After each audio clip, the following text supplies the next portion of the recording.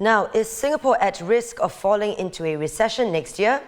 Given the challenging economic outlook, Deputy PM and Finance Minister Lawrence Wong says he's watching developments both here and abroad, and the government will respond if needed. We still are forecasting growth for 2023 as of now. Nevertheless, we continue to monitor the situation carefully, particularly the external environment.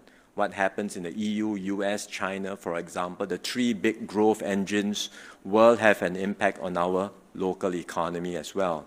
So where growth is concerned, if there are indications that the growth outlook will start to weaken further, or for that matter, indications of more disruptions to come which will impact on growth momentum both externally and Singapore, even the risk of recession going up, then obviously we have a different set of drawer plans.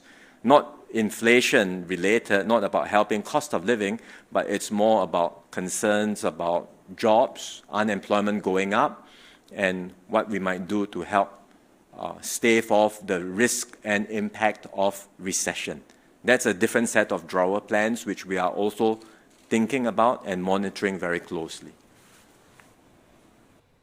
Well, just this morning, the Monetary Authority of Singapore warned of considerable uncertainty around the outlook for both inflation and growth. MAS tightened monetary policy for the fifth time in 12 months, allowing the Singapore dollar to strengthen to make imports cheaper. MAS now expects core inflation to remain high through the first half of next year, after revising its view that prices would peak in the fourth quarter of this year. Meanwhile, GDP beat expectations to grow 4.4% year-on-year in the third quarter and avoided a technical recession on a quarter-to-quarter basis. And joining us now is Irvin Seah, senior economist at DBS. Thanks for joining us today, Irvin. So what can we expect next year? MAS says GDP growth will come in below trend, while core inflation will stay elevated. Does that mean we should brace ourselves for a bumpy ride in 2023? Yes, indeed.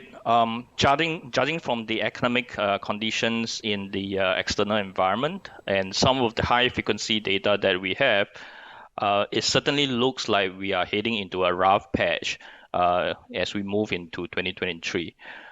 In our opinion, the economic growth momentum is likely to ease further, and inflation will continue to stay elevated. There is a likelihood that inflation probably may peak sometime towards the tail end of the year, but I wouldn't want to pin too high hope on that because ultimately, the global inflationary pressures remain very high. Food prices, commodity prices, energy prices continue to stay elevated. And furthermore, we also have to be mindful that there are two main factors that is weighing down on economic growth outlook for Singapore in the medium term. First, the US Federal Reserve has continued to tighten monetary policy. It has continued to raise interest rate. Now, tighter monetary conditions will definitely weigh down on the consumer demand. And on top of that, obviously, with high inflation, it definitely will erode consumer sentiments. Secondly, China. China is definitely slowing down. Economic momentum has shown very visible signs of slowdown, partly because of its onerous COVID measures. Now, as long as China continues to maintain its zero COVID policy, its own domestic demand will remain weak, and that in turn will have some spillover impact on Singapore's export performance and also overall growth performance heading into 2023. So it sounds like a whole lot of doom and gloom, and frankly, I think we're all quite worried. But what actually does this mean for consumers like myself? How can Singaporeans navigate these uncertain times? Yes, indeed, it will be challenging for many of us, as we head into 2023. And I would strongly advise everyone to live within their means.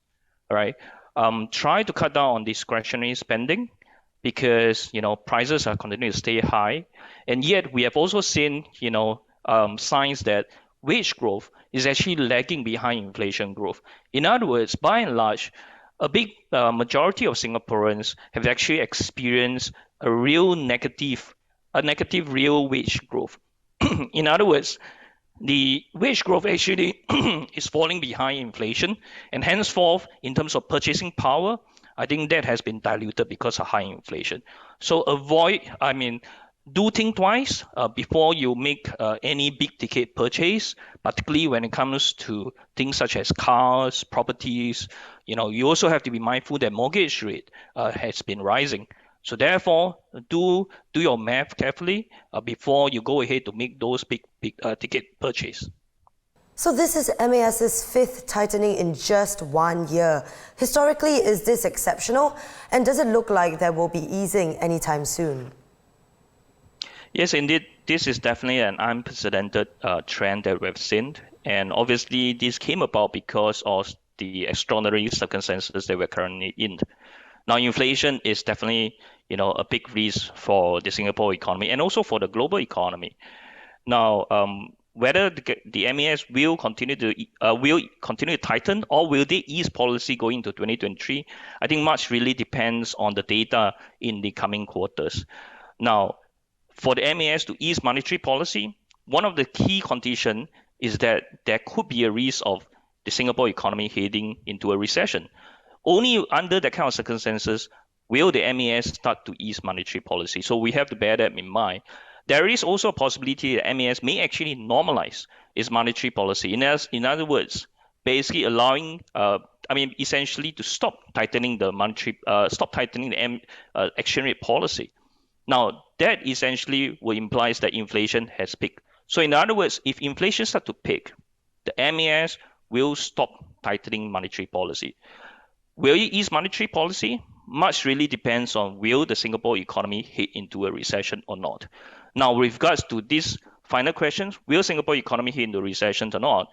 I think the situation is getting a little bit dicey. In fact, today we have revised now our growth forecast for the Singapore economy down to 2.2%.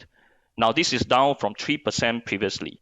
At 2% level, there is a 50-50 chance that the economy could potentially head into a technical recession in 2 of the quarters in a year. So we have to bear in mind that the risk on growth is also rising.